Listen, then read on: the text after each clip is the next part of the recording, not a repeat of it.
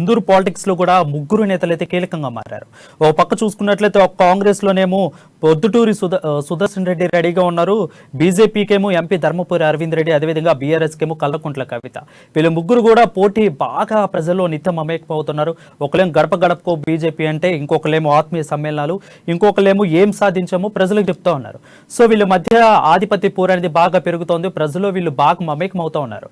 So ఈ పోయిన చోట వెతుక్కోవాలని కవిత స్టేట్మెంట్ అయితే చాలా సెన్సేషనల్ అవుతుంది. సో నిజామాబాద్లో అసలు ఏం జరుగుతుంది, ఇందూరు పాలిటిక్స్లో ఎలా ఉంటుంది, పాలిటిక్స్ ఏం జరుగుతుంది అని చెప్పడానికి మా నిజామాబాద్ ప్రతినిధి నవీన్ లైవ్లో అందుబాటులో ఉన్నారు. నవీన్, చెప్పండి, నిజామాబాద్ జిల్లా అసలు ఏం జరుగుతుంది, ప్రజలు ఎవరి వైపు మొగ్గు చూపుతున్నారు? ముఖ్యంగా నిజామాబాద్ పాలిటిక్స్ లో ఆ ముగ్గురే కీ రోల్ గా వ్యవహరిస్తున్నారు. ముఖ్యంగా ఆ ముగ్గురే రాజకీయంగా చక్రం తిప్పుతున్నట్లు కూడా తెలుస్తుంది. అయితే ప్రధానంగా జిల్లా పార్టీని కింది స్థాయిలో ఎటు ఎన్నికలు మరికొన్ని నెలల్లో ఎన్నికలు జరగబోతుంది. దీన్ని దృష్టిలో పెట్టుకుని పార్టీని కింది స్థాయి నుండి బలోపేతం చేసేందుకు కూడా ఆ ముగ్గురు నాయకులకి పూర్తిగా తన బాధ్యత మొత్తం తన భోజన స్పందన వేసుకుని మరి చక్రం ఇట్లు తిరుగుతున్నట్లు పరిస్థితి కనిపిస్తుంది. ముఖ్యంగా ఇందులో ఒకరు అధికార బీఆర్ఎస్ పార్టీకి చెందినటువంటి సీఎం కేసీఆర్ కూతురు ఎమ్మెల్సీ అయినటువంటి కల్వకుంట్ల కవిత, అలాగే ఇటు బీజేపీ పార్టీకి చెందినటువంటి ఎంపీ ధర్మపురి అరవింద్, మరోవైపు ఇటు కాంగ్రెస్ పార్టీకి చెందినటువంటి సీనియర్ నాయకుడు, ఆ పార్టీకి చెందినటువంటి సీనియర్ నాయకుడు, మాజీ మంత్రి అయినటువంటి పొద్దుటూరి సుదర్శన్ రెడ్డి, ఈ ముగ్గురే ప్రధానంగా ఇక నిజామాబాద్ రాజకీయాల్లో మాత్రం క్రియాశీలక పాత్ర పోషిస్తారని చెప్పొచ్చు. అయితే ముఖ్యంగా ఇటు బీఆర్ఎస్ చూసుకున్నట్లయితే బీఆర్ఎస్ ప్రభుత్వం 2 సార్లు తెలంగాణ వచ్చిన తర్వాత 2 సార్లు అధికారంలోకి వచ్చింది. మూడోసారి కూడా ఎలక్షన్లు జరగనున్నాయి. అయితే గతంలో జరిగినటువంటి పార్లమెంట్ ఎన్నికల్లో ఎంపీగా ఉన్నట్టు కవిత అక్కడ ఎంపీ అరవింద్ చేతిలో ఓడిపోయింది. అయితే అప్పటి నుంచి కూడా కవిత ఇటు నిజామాబాద్ పాలిటిక్స్ కు దూరంగా వస్తూ ఉంటుంది. గతంగా దూరంగా ఉన్నటువంటి కవిత ఎమ్మెల్సీ బాధ్యతలు స్వీకరించిన తర్వాత అనుబాధపడి నిజామాబాద్ కు రావడం, అక్కడ పలు కార్యక్రమాల్లో రాజకీయ పొలిటికల్ కావచ్చు, ఇటు పార్టీ కార్యక్రమంలో పాల్గొంటూ వస్తున్నారు. అయితే ఎన్నికలు మరికొన్ని నెలలు ఉండడంతో కూడా పూర్తిగా ఇటు పార్టీని జిల్లాలో బలోపేతం చేసేందుకు, ముఖ్యంగా పార్టీలో పూర్తిగా 9కి 9 స్థానాలకు క్లీన్ స్విప్ కొట్టేందుకు కూడా ఇటు కవిత తన బొజ్జెస్ కింద వేసుకుని మరి దగ్గరుండి మరి అనేక కార్యక్రమాల్లో పాల్గొంటూ వస్తుంది. ముఖ్యంగా తెలంగాణ వచ్చిన తర్వాత 9 సంవత్సరాలు పూర్తయిన సందర్భంగా శతాబ్ది ఉత్సవాలు చేసుకుంటున్నారు. దాంతో పాటు ఆత్మీయ సమ్మేళన కార్యక్రమాన్ని కూడా అధికార బీఆర్ఎస్ పార్టీ చేపట్టింది. అదే ఇక ఈ బీఆర్ఎస్ పార్టీ అయితే ఆత్మీయ సమ్మేళన కార్యక్రమంలో ఎమ్మెల్సీ కవిత పూర్తిగా అనేక కార్యక్రమాలు పాల్గొంటూ ఇటు కార్యకర్తలకు, నాయకులకు దిశానిర్దేశం చేస్తూ వస్తుంది. ఇటు కార్యకర్తలను ఉత్తేజం నింపేందుకు కూడా ప్రయత్నం చేస్తూ వస్తుంది. తమ 9 సంవత్సరాల పాలన ఏం సాధించాము, ఎలాంటి అభివృద్ధి కార్యక్రమం సాధించాము, అప్పుడు తెలంగాణ రాకముందు ఎలా ఉండేది, ఇప్పుడు తెలంగాణ వచ్చిన తర్వాత సీఎం కేసీఆర్ ఎలాంటి అభివృద్ధి కార్యక్రమాలు చేపట్టారని కూడా పూర్తిగా ఇటు కార్యకర్తలకు, నాయకులు వివరించే ప్రయత్నం చేస్తూ ఇటు ఈ కార్యకర్తల్లో జోష్ నింపే ప్రయత్నం కూడా చేస్తూ వస్తుంది. మరోవైపు ఇటు ఎంపీ అరవింద్ అయినటువంటి ఎంపీ అరవింద్ ఇటు బీజేపీ పార్టీ సంబంధించిన పూర్తిగా బాధ్యతలు తన భుజాల మీద వేసుకుంటున్నాడు. ముఖ్యంగా ఇటు నియోజకవర్గంలో 10 కార్యక్రమాలు తిరుగుతూ కింది స్థాయి బూత్ స్థాయి నుండి కూడా ఇటు కార్యకర్తలను ఉత్సాహం చేయడంతో పాటు పార్టీని కూడా బలోపేతం చేసేందుకు కూడా తీవ్రంగా కృషి చేస్తున్నట్లు తెలుస్తుంది. ఎంపీకి గెలిచిన తర్వాత నిజామాబాద్ జరిగినటువంటి మున్సిపల్ ఎన్నికల్లో అధిక స్థానాలు ఇటు ఎప్పుడు చరిత్రలో కనీవిని విధంగా కూడా ఎన్నడూ లేని విధంగా ఇటు నిజామాబాద్ మున్సిపాలిటీలో చాలా స్థానాల్లో కూడా ఇటు బీజేపీ కైవసం చేసుకుంది. తర్వాత రానున్న ఎన్నికల్లో కూడా పూర్తిగా 9 స్థానాలు క్లీన్ చిప్ కొడతామని చెప్పి కూడా ఎంపీ అరవింద్ చెప్తూ వస్తున్నాడు.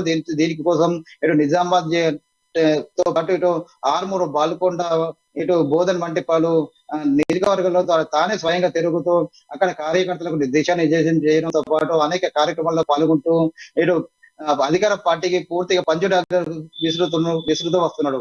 ఇదిగా మరోవైపు ఇటు కాంగ్రెస్ పార్టీ చూసుకున్నట్లయితే కాంగ్రెస్ పార్టీ చాలా రోజులుగా పూర్తిగా ఇక్కడ పార్టీలో నాయకులు లేని పరిస్థితి ఉంది. అయితే ఇటు దీని మొత్తం పూర్తిగా పార్టీని బలోపేతం చేసేది కూడా మాజీ మంత్రి సుదర్శన్ రెడ్డి తనదైన స్థాయిలో కూడా పార్టీ ఇటు జిల్లాలో తిరుగుతూ అటు 9 సంవత్సరాల పాలనలో ఇటు అధికార బీఆర్ఎస్ పార్టీ ఏం సాధించారని చెప్పి శతాబ్ది ఉత్సవాలు చేసుకుంటున్నారు. ఏం సాధించారో కూడా ఇంతవరకు చెప్పని పరిస్థితి ఉందని చెప్పి కూడా మండిపడుతూ తాను అధికారంలో ఉన్నప్పుడు ఏం సాధించామో కూడా చెప్పడం కాదు, ఇటు ప్రజలు వివరిస్తా అని చెప్పి కూడా ఇటు మీడియాతో పాటు ప్రజలకు తీసుకెళ్లి ఇవ్వాలి. మరి ఇటు ఇరిగేషన్ రంగంలో ఏం సాధించామో, అలాగే ఇటు నిజామాబాద్ జిల్లాకు మెడికల్ కాలేజ్ తీసుకొచ్చాము, అలాగే ఎడ్యుకేషన్ పరంగా కూడా అభివృద్ధి చేసేందుకు కూడా ఇటు యూనివర్సిటీ కూడా తీసుకొచ్చామని చెప్పి కూడా ప్రజలకు వివరించే ప్రయత్నం చేస్తున్నాడు. కేవలం తెలంగాణ తాగుపోతే తెలంగాణ చేయడం తప్ప ఎవరిగింది ఏమీ లేదని చెప్పి కూడా పూర్తిగా రైతాంగాన్ని కూడా విస్మరించాలని చెప్పి కూడా మాజీ మంత్రి సుదర్శన్ రెడ్డి ఘాటు విమర్శలు చేస్తున్నాడు. మరి దీంతో పాటు ఇటు తాము చిన్న చిన్న రిజర్వేల ద్వారా అనే ఇటు లక్షల ఎకరాల పంటలు తాగునింది అందించాము, కానీ ఇప్పుడు అక్కడ ఏవైతే తాము అధికారంలో ఉన్నప్పుడు నిర్మించామో రిజర్వేలకు ఇంతవరకు కూడా లక్షల కరెంటు బిల్లులు పెండింగ్ లో ఉన్నాయి. అవి కూడా ఇంతవరకు రాష్ట్ర ప్రభుత్వం కంటని పరిస్థితి అని చెప్పి పూర్తిగా రైతాంగాన్ని కూడా విస్మరించారు అని చెప్పి కూడా సురేష్ రెడ్డి చెప్పే ప్రయత్నం చేస్తున్నారు. మరోవైపు ఎడ్యుకేషన్ రంగంలో చూసుకున్నట్లయితే ఎడ్యుకేషన్ రంగంలో కేజీ నుండి పేజీ వరకు ఉచిత విద్య అన్నారు. ఇంతవరకు ఉచిత విద్య కూడా ఎక్కడ అందించిన పాపన పోలేదు. ఫీజు రియంబర్స్మెంట్స్ కావచ్చు, నిరుద్యోగ భృతి ఇస్తామన్నారు, ఇంతవరకు ఎక్కడ ఇచ్చిన పాప పోలేదని చెప్పి కూడా మాజీ మంత్రి సురేష్ రెడ్డి మండిపడుతున్నాడు. అయితే పూర్తిగా నిజామాబాద్ జిల్లాలో ఈ ముగ్గురు నాయకులే ఇటు తమ పార్టీకి చెందిన బట్టి పూర్తిగా రానున్న ఎన్నికల్లో ఖచ్చితంగా క్లీన్ స్వీప్ కొట్టేందుకు కూడా వీరు తీవ్రంగా కృషి చేస్తున్నారని చెప్పవచ్చు. చూసుకున్నట్లయితే మంచి కానీ చెడు కానీ రెండు ప్రభావం ఖచ్చితంగా పడుతుంది. మంచికి మంచి పడుతుంది, చెడుకు చెడు ప్రభావం ఖచ్చితంగా పడుతుంది. బట్ ఎమ్మెల్సీ కవిత విషయంలో ఢిల్లీ లిక్కర్ స్కామ్ అనేది ఒక సెన్సేషనల్ యావత్ దేశం మొత్తం మీద కూడా. సో ఢిల్లీ లిక్కర్ స్కామ్ అనే యొక్క దాంట్లో కవిత మీద ఎలాంటి ప్రభావం పడుతుంది ప్రజలపైన? ఖచ్చితంగా చెప్పదు. ఎందుకంటే ఎమ్మెల్సీ కవిత ఇటు సీఎం కేసీఆర్ కూతురుగా కూడా ఇటు నిజామాబాద్ జిల్లాగా సుపరిచితం అందరికీ.